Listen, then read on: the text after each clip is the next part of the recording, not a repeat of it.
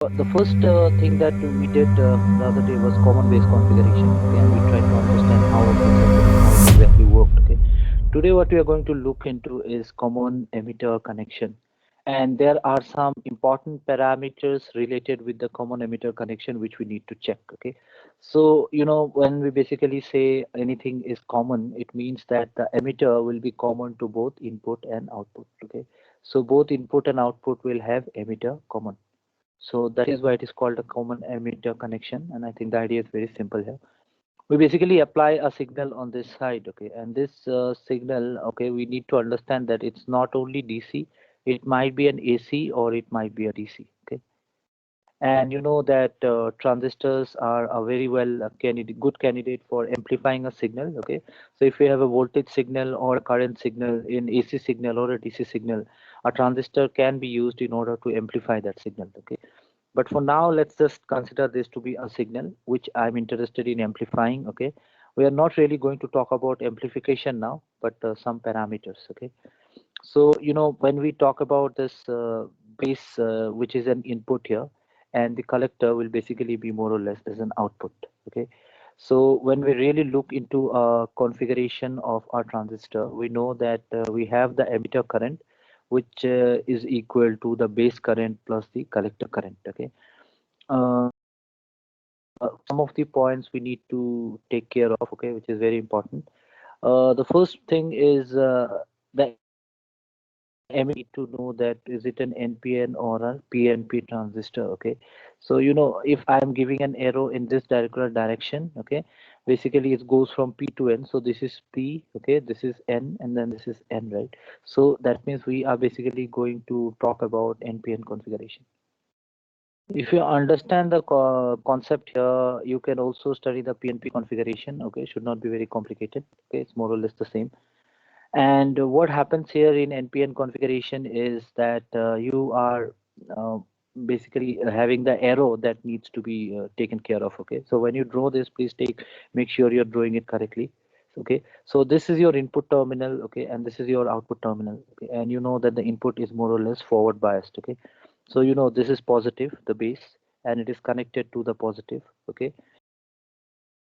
no, okay, my system is having some technical problem. Anyway, and negative, okay, and then the other point will also be negative. Okay, so this is connected to the negative, this is connected to the positive, so we can say that the input terminal is forward bias. In a similar way, we have got the output terminal, which is actually reverse bias. Okay, because this is n negative, okay, and this is connected to the positive terminal, and this is positive and connected to the negative terminal. So this is more or less in the reverse bias condition. Okay, so please make sure that your forward bias and reverse bias are done correctly. And also we need to understand that the output will always be taken across our load resistance. Okay, so this is very important. So I'm not going to draw the PNP configuration. Okay, I think you can draw it. It's not very complicated. What we are going to do now is we are going to find out a factor which is called the base current amplification factor. Okay, so we're going to do a base current amplification factor. So whenever you are doing any kind of problem in electronics, more or less the first point would be drawing the circuit, and once you draw the circuit, you basically have to do your calculations. Okay, so base current amplification factor is actually a bigger calculation, and probably this can be a question in itself, okay, to derive. Okay, some of the part we have already seen in the previous class, what is the relation between the three currents that we have, and today we are just going to do that. Okay, so we're just going to find out one more relation. So we're going to do base current amplification factor. So what does it mean? It means that whenever you are having any current factor, in this case, it is the input current, which is the base, and you want to amplify that signal, okay? So that means this parameter of beta should be known to you, okay? So basically we denote it as beta, okay? So this is important. So this is actually in common emitter connection. So please remember this. We are just talking about the common emitter connection. Okay, so this is important. Okay, so we're just going to talk about the common emitter connection here. So you need to remember there is a basic difference between AC and DC. When we talk about DC, there is no such change as such, but in AC there will be some changes. Okay, so that means if we're talking about an AC, we can say that the ratio, okay, of change in, okay, just wait, let me just expand this. Okay, the ratio of the change in collector current, okay, so we basically denote it as delta IC. I'll write it down later. Okay, to the change in the base current. This is quite understandable because you're finding out an amplification factor. That means you're going to find out something as output by input. So here the output is basically the collector current, and the input is more or less the base current. Okay, is known as, I'm just writing it down as beta. So the change is an important factor that we need to write down. So this is your collector current. So this is basically written as delta IC. Okay, and this is your base current. So this is delta IB. So what is important to understand here is the change. So that means we are basically talking about an AC signal here. Okay, this is known as beta. So why this is important? Because whenever you are having an input signal, and let's say you are using the transistor as an amplifier, it's important that you know that how much current has been amplified. Okay, so this is very important. Okay, so in general, if I just write it down, I can simply write it down as beta is equal to delta IC by delta IB. Okay, so it is always output divided by input, and that is what is amplification is all about. Okay, so whenever you talk about in general also something like, let's say, a factor called gain, gain is also always output divided by input. So your output is nothing but the collector current here. Okay, and input is nothing but the base current. So we have got the output divided by input. Okay, so that is important. So let's just do some calculations. Okay, so what happens is basically in our transistor, okay, we have got, let's say, 5%. Okay, so what happens is in almost any emitter current flows as the base current. So I think the other day we discussed this, that the emitter current and base current is actually 5% of IE flows as IB. Okay, I think this is something which we already discussed the other day, and the remaining 95% of IE, okay, IE, okay, this is IE, flows as collector current. So this would be IC.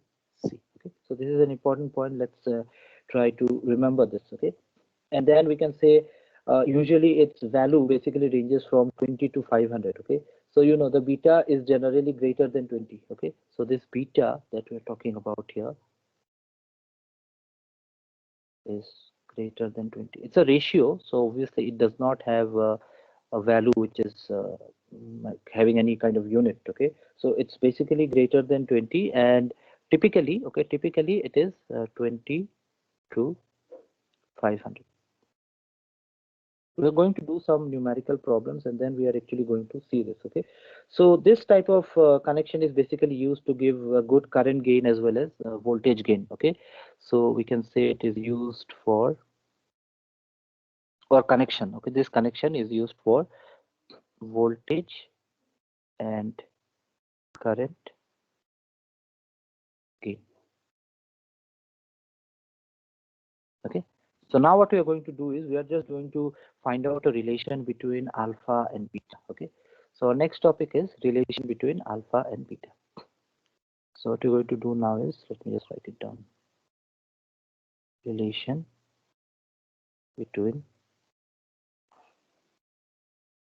alpha and beta. So if you remember the other day, we also found out a relation between for alpha.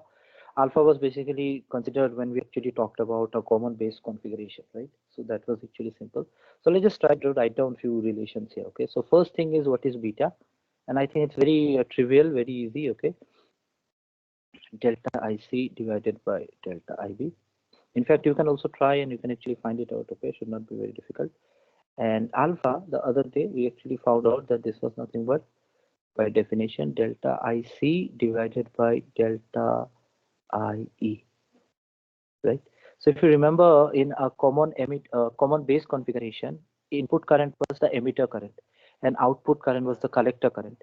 So alpha was actually nothing but, in case of common base configuration, the current gate, and here it is in common emitter configuration, that is nothing but beta. Okay, so please don't get confused here, okay, because this both factors are important. So we also know that IE is equal to IB plus IC. Okay, and if I say that at a particular point this emitter current is equal to base current plus collector current, I can also say that the change in emitter current delta IE is equal to the change in base current plus the change in collector current. Sorry, delta IC. Okay. So once we know these things, I think more or less we can solve it. Okay. So let's just take delta IB on one side. Let's say delta IB is equal to delta IE minus delta IC. Okay. So we have got one relation here. Okay. And let's just try to substitute this in beta. Okay. So we already have here IB. So let me just mark this as, let's say, 2. Okay. Let me mark this as A. Okay. And maybe I can mark this as B. Okay. So what I can do is I will replace 2 in A. Okay. Or I can write that 1 also anyway. So beta is equal to delta IC. Please keep in mind we are going to find out a relation between alpha and beta. Okay. So an IB is nothing but delta IE minus delta IC. Okay. So we have this relation. Now you know that delta IC by delta IE is alpha, right? So what you can do is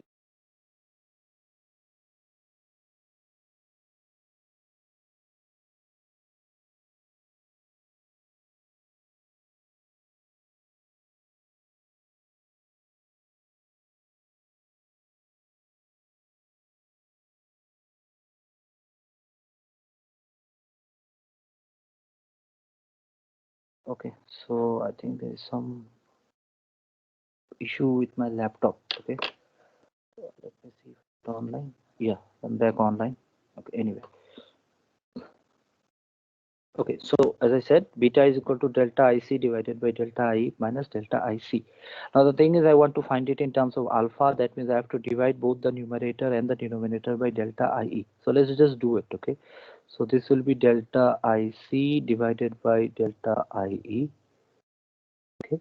And then denominator also we can do the same thing. We can write it down as delta IE divided by delta IE, okay, minus delta IC divided by delta IE. Okay. Once we have this, I think it's very simple. We clearly seen that this is alpha. So you can just write it down as alpha. This is delta I where delta I is 1 minus alpha. Okay. So finally, the relation that we have is beta is equal to alpha divided by 1 minus alpha. Okay. So this is the relation that we are looking for. So, you know, it's not very complicated. It's actually quite simple once you understand the common base and the common emitter connection. Okay. So, you know, it's also quite clear that as alpha approaches 1, you see, alpha approaches 1, beta will tend towards infinity. So if you remember the other day, okay, I think this is something which you should remember. Alpha usually varies from 0.9 to 0.99. Okay, we have actually done some numerical also. So at that point of time, we thought that okay, if the variation is not much, how we did some numericals and tried to understand that what exactly we meant by gain in this particular point. Okay, so it is 0.9 minus 0.99. That was alpha. Now, if alpha goes very close to 1, the beta becomes infinite. So, you know, if I am interested in amplifying a signal, beta becoming infinite, it means that this IC, this IC is actually very large. Okay, beta is infinite compared to IB. So IC is the output current. So output is very high compared to the input current if beta is infinity. Okay, So that means it's a good setup for actually having a greater current gain. Okay, so basically we can say that the current gain in common emitter connection is very high. Okay, so in general we can say therefore current gain, I think this is important to note because this is the final conclusion, is very high in common emitter connection.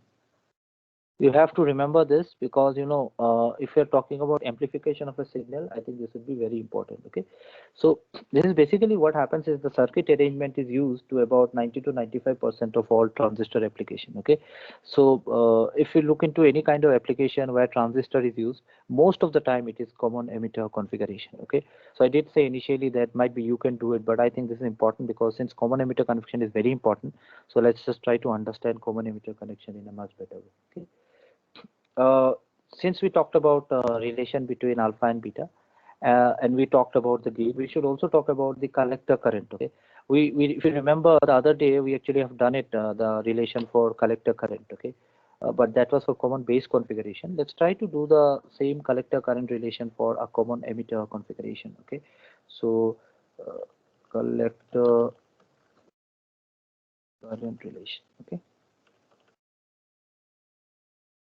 again we are just going to use whatever result we know. Okay, so what we know here is this. Okay, so what are the things we know? First thing we know is IE is equal to IB plus IC. First point. Okay, second we know IC in common base configuration we actually have derived it, IC is equal to alpha into IE. Okay, alpha into IE plus, if you remember something we talked about, the current which is there when the base is open. Okay, so we written it as ICBO. We can also call it as the dark current. Okay, this relation is something which we have already done. You can just refer to the previous slides, okay, or previous lectures. So let's mark this as 1 and 2.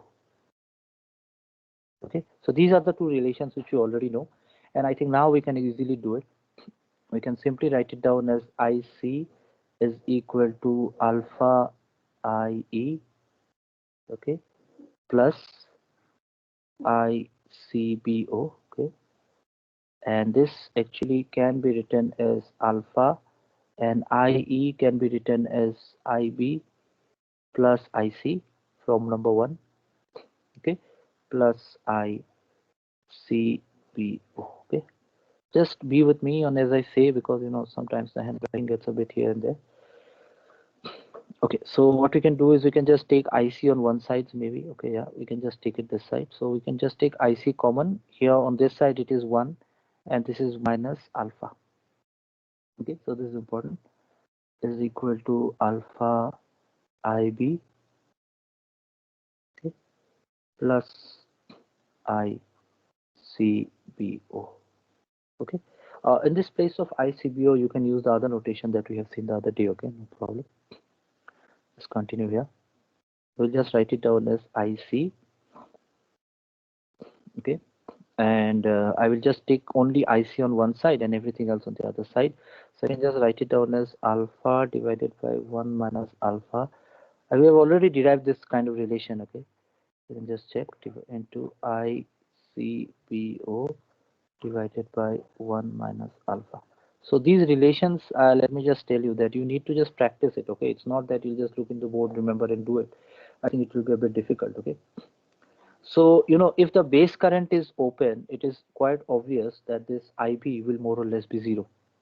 Okay, so we can use that condition to find out what is the relation for ICBO. Okay, so what I can do now is, if base, if IB is 0, okay, or let's say I'll just write it down, base circuit is open. So if base circuit is open, this factor IB will become 0, right? There will be no current here. Okay, so this is basically nothing but as if we are using a boundary condition. Okay, so what happens is we can simply write it down. Then what happens is this IC will become IB CBO divided by 1 minus alpha, right? And what we can do now is that since we are talking about a common emitter configuration here in this case, and we are saying that the base is open, okay, we can just represent it as ICEO, okay, ICEO. So I hope you understand what is ICEO. It means that the collector emitter current, okay, the collector emitter current with the base open, okay, and it was the collector base current, okay. Here we are talking about collector emitter current with the base open, okay, and that is why we're just writing it down as ICEO, okay. So you might be thinking why exactly I'm doing this. I'm just doing this so find out what is this dark current, okay. This is the boundary condition that we are using, okay. So if we mark this as 3, okay, therefore 3 will imply, you can just simply write it down as IC is equal to alpha divided by 1 minus alpha IB base current plus this value. This is nothing but equivalent to ICEO. So I'll just write it down as ICEO. Okay. So if we just write down the final expression, maybe, okay, we can just simply write it down in this way. We can just write it down as IC, and alpha divided by 1 minus alpha is nothing but beta. We have checked in the previous slide, okay. IC is equal to beta into IB plus ICEO.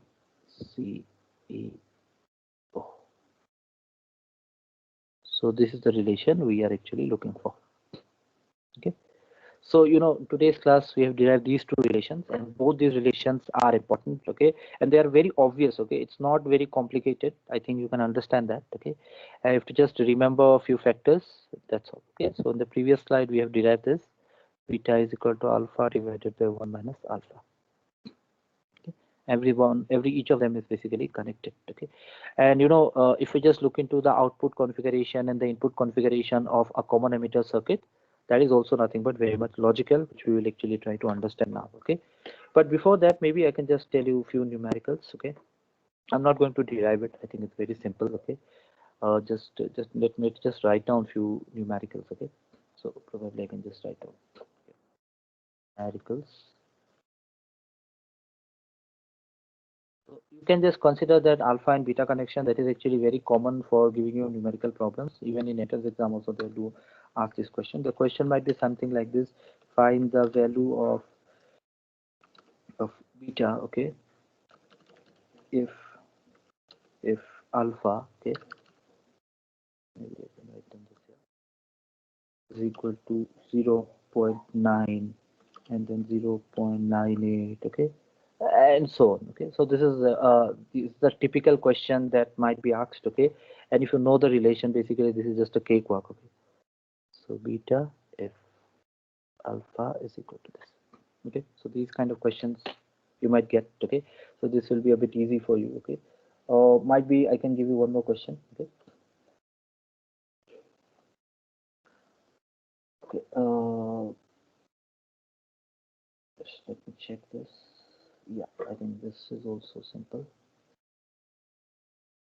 So you have to know the relation, okay. It's very important. Once you know the relation, probably you can just find out these questions, okay. Find the alpha rating, okay, of the transistor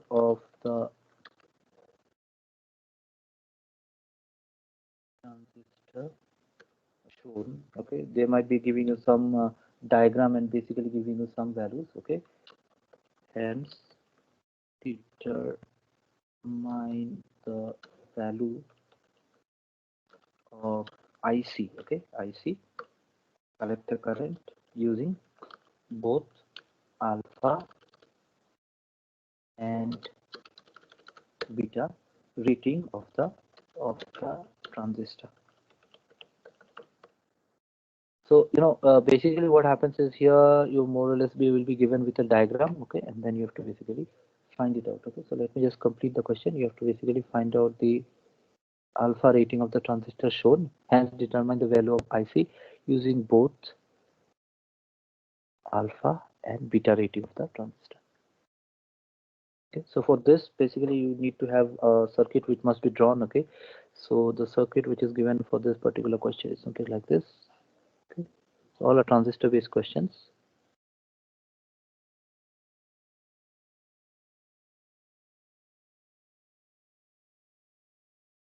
Okay, so then to complete the circuit, but then you can obviously understand this. Okay, so this is basically again an NPN transistor. Okay, then they have given the current here, IE is equal to 12 milliamps. So for your exam also I might be just giving you a circuit and basically going to ask you what exactly you need to do.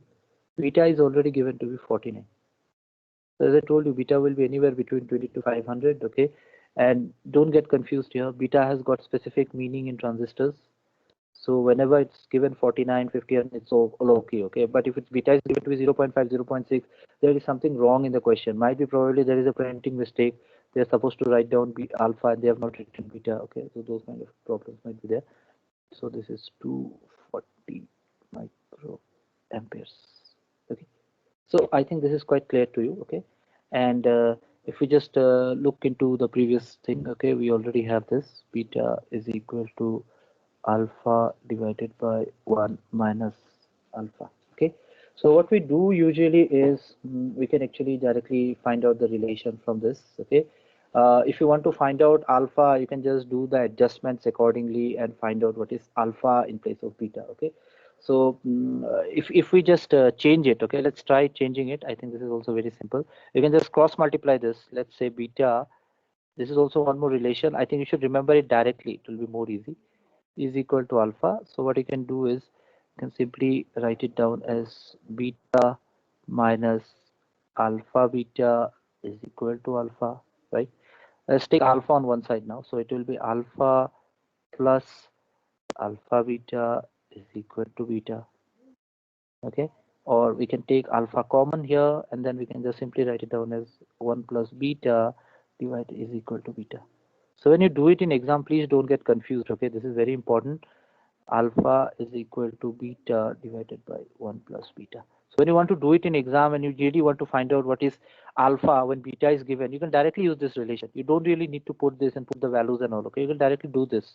Okay, and this is basically basic maths. Okay, not complicated. Okay, so you want to find out alpha, you can easily find out what is alpha from here. Okay, so if you just calculate it, you will get the alpha to be less than 1. Okay, so alpha value should be somewhere less than 1. Okay, then you can use this alpha and beta to find out what is IC. Okay, so what happens is that you can find out IC. Okay, you can find out IC using alpha or beta. Either of these should give you. Okay, using alpha or beta.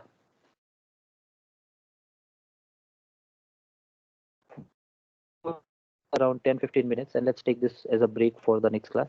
Not 10-15 minutes, it's 11:02, so I'll just give you, let's say, 15 minutes exact. Okay, and you can do both these answers and just tell me. Okay, and then we'll just restart the class with the next topic. Okay, and then before we start, I can just ask you what is the answer to both these questions. Okay, so try solving this, find out what is alpha first. Okay, I think this is just simple maths, and then also find out what is IC. Okay, IC. So check whatever relation we have already talked about, and based on this, you can find out what is IC. Okay. So let's just take a 15 minutes break, and in that time probably you can just practice. Okay, it's not very difficult, it's very simple.